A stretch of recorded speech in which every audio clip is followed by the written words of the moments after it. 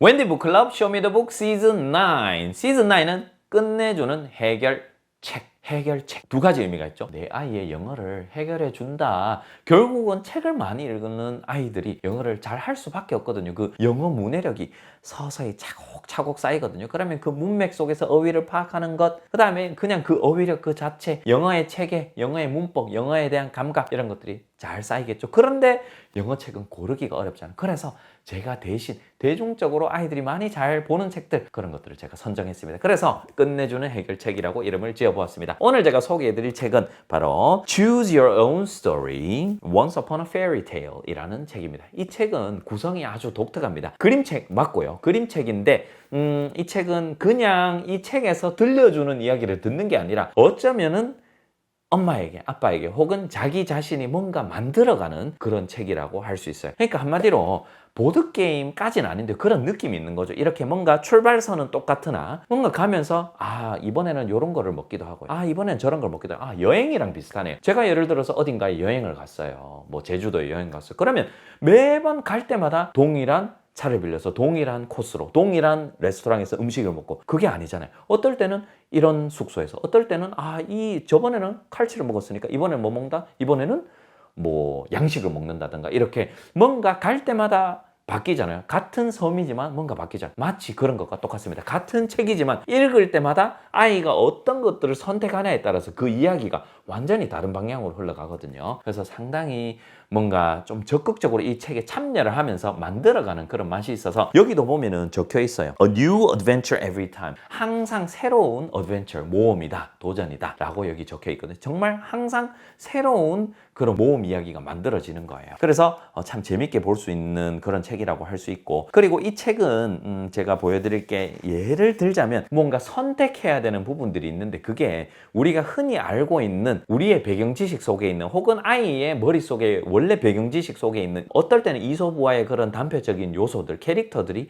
여기에 반영이 되어 있어요. 그래서 이런 것들을 아이가 알고 있는 것들을 일부 좀 잘 녹여놨기 때문에 아이들이 어떤 것들을 선택하면서 이거 거기에 나온 거 아니야? 라고 하는 그런 약간 배경 지식을 활용해서 조금 더 이해도를 높인다 그래야 될까요? 엄청 생소하게 느끼거나 그런 것들이 좀 적다는 점 미리 말씀을 드립니다. 이게 훨씬 더 아이가 책을 보는 데는 친숙함을 형성해 주니까 훨씬 더 잘 볼 가능성이 높아진다라고 할 수가 있겠죠. 자, 그래서 이 책의 내용을 말씀을 드리면 이 책은 한마디로 동화를 만들어 가는 것이거든요.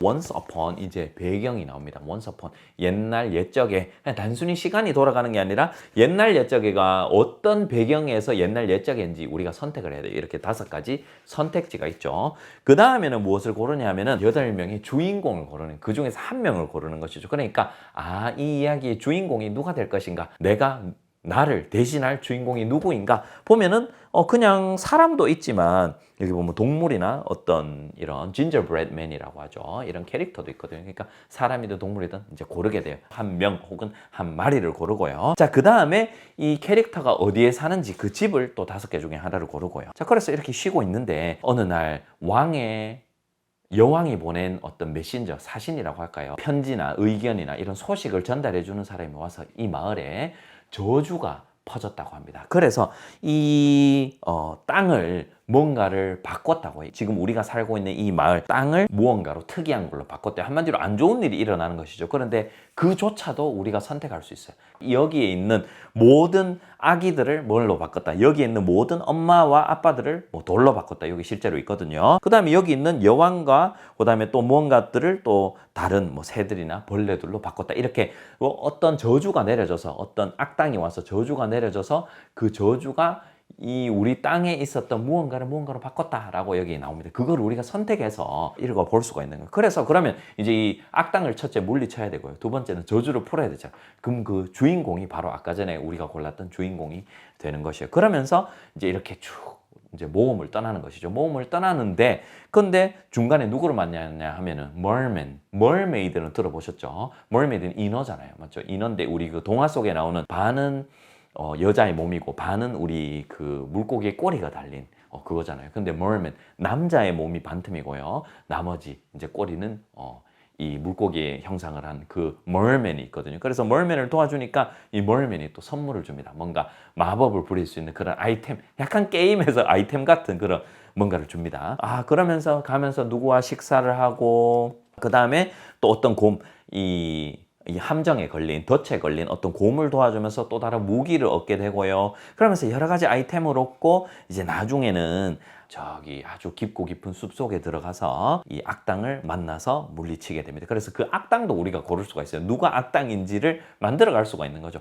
그렇게 해서 만들어 가고, 이제 어떤 무기를 사용해서 그 다음에 어떻게 저주를 푸는 것까지, 이렇게 해서 결국은 저주가 다 풀리겠죠. 그렇게 해서 나중에는 해피엔딩으로 돌아와서 이렇게 짠하고, 이렇게 한마디로 해피해피하게 모두 다 구출이 되어서 이제 저주도 풀리고요. 이렇게 아주 이야기는 깔끔하게 잘 끝나게 되는데요. 한마디로 그냥 항상 정해져 있는 그런 틀에 딱 박힌 그런 이야기가 아니라 매번 독자 입장에서는 만들어갈 수 있는 이야기이고, 또 이 책의 좀 특장점이라고 하면은 여러 가지 표현들과 어휘를 좀 많이 확장할 수 있는 여지가 있다. 그 이유가 뭐냐 하면, 제가 예를 한번 들어볼게요. 자, 여기 아까 제가 주인공을 보여드렸잖아요. 근데 주인공을 well-dressed puss. 그럼 이게 well-dressed, 잘 입은 puss가 되는 것이죠. A gentle knight. A gentle knight. knight이라고 하면 이런 모습을 했는 그런 사람이나 그런 인물이 knight이 되는 거지. 실제로 우리말로는 기사잖아요. 기사. 뭐 중세시대나 이런 기사를 의미하는데, 그런 이게 knight구나. 그 다음에 이렇게 하나하나가 어떤 수식 어구미 그런 캐릭터 이름을 바로바로 이야기해 주니까 이건 knight, 이건 puss, 이거는 뭐 누군가의 son, 이거는 princess. 그러니까 딱 보면은 이게 princess고 이게 son이고 이게 뭐구나를 바로바로 이해할 수 있는. 그런데 이게 인물만 그런 게 아니라 모든 어휘들이 다 그렇게 돼 있거든요. 그러다 보니까 바로바로 그림을 보면서 이게 이거, 이게 이거구나, 이게 이거구나, 이건 이런 것을 의미하는구나를 바로바로 알아챌 수 있기 때문에 아예 이해도가 다른 일반적인 책보다는 조금 더 직관적으로 잘 결합이 돼 있고 연결이 돼 있다 그래야 될까요? 그래서 이해도가 높아진다. 그래서 조금 더 몰입감이 생기고 조금 더 이해할 수 있는 게 많아지고, 그러니까 조금 더 읽을 맛이 나고, 그런데 이야기를 또 만들어가니 재미도 있고, 그런 여러 가지 장점들이 결합이 돼서 시너지 효과를 내는 그런 책이라고 할 수 있겠죠.